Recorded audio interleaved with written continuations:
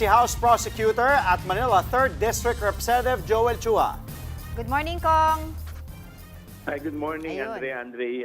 Good morning din sa lahat ng inyong mga taga-subaybay, lalong-lalo ng mga taga-ikatlong distrito ng Maynila. Okay, Pasensya na kayo, medyo hindi ko naririnig kanina. Okay lang po. At least ngayon po, mas malinaw na po kami, to be sure. Apo, malinaw na po, Okay. malinaw. Very Alright, clear. Kong. Magsisimula nga po nga tumistigo ang mga disbursing officers at COA auditors sa Article 1. Today, ang naka-schedule po ay si Roderick Wamil, former state auditor ng COA and Intelligence and Confidential Funds Office. Ano po ang magiging pinakamahalagang detalyeng inaasahan po nating mapatunayan sa magiging testimonya po mamaya? I cannot say that. Hindi ko po pwede sabihin yan. Because that is already the merits of the statement. In any event, ito naman ay yung mga... Kasi kung naalala ninyo noong nakaraan, nailatag na natin.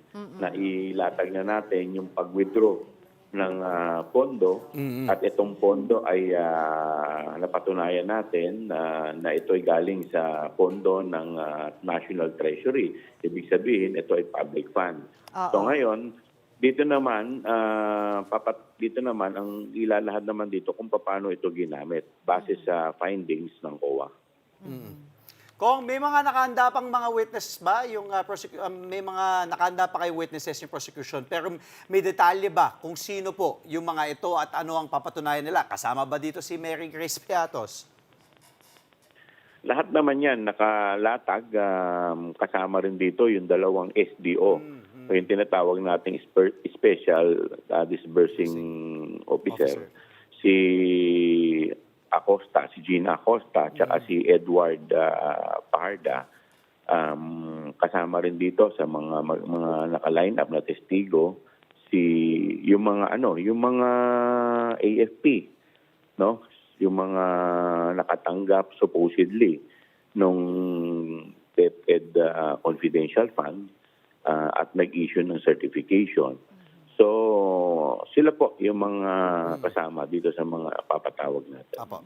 Kung bago po tayo pumunta doon sa mga financial records na mga usapin, ang sinasabi po kasi lagi ng depensa and of course ng mga taga-suporta ng Vice Presidente ay ito po ay confidential funds. Normal lamang na magkaroon ng mga aliases, normal lamang na magkaroon ng mga code names, at normal daw po yun para sa mga intelligence work. Ano po ba ang parang sagot dito ng prosecution para po mas maintindihan ng publiko? No? Bakit po natin isinasalang ang Vice Presidente sa ganitong klaseng paglilitis? Normal. Totoo naman na normal yung paggamit ng aliases. Pero ang hindi po normal ay kung walang nakatanggap. Dahil kung ginamit mo lamang ito, hindi naman talaga ito totoong tao. Kasi doon sa ating COA circular, meron itong parameters, meron itong mga alituntunin na dapat na nakasaad. Itong mga aliases, dapat ito may counter na totoong pangalan. At ito ay nakalagay dapat sa isang selyadong envelope, nakalagay sa likod confidential, at ito ay nakatago sa bolt. No? So, yun dapat. So, hindi naman po pwede na aliases pero walang counter na pangalan. Dahil yan, isasabit nila dapat yun sa COA once na ito ay hiningi ng Commission on Audit. At sa inyo pong, kumbaga, initial investigation, even just in the House Justice Committee noon, wala po tayong nakitang ganong envelope mula sa opisina ng Vice? Well, kung meron man po, di dapat right from the very beginning, ito yung nilabas na nila. Hindi na sana sila na-issuean ng notice of disallowance. So once na ikaw kasi na-issuean ng notice of disallowance ng COA, ibig sabihin mayroong mali sa paggamit. Kung ano diba? Kasi hindi ka naman i-issuehan ng notice of disallowance kung maayos ang iyong paggamit. So hindi lang ito ang mga usapin dito. Ang isa pa sa mga usapin dito ay yung pagrenta nila ng 1 milyon na safe house in just 4 days, 11 days? 11 days.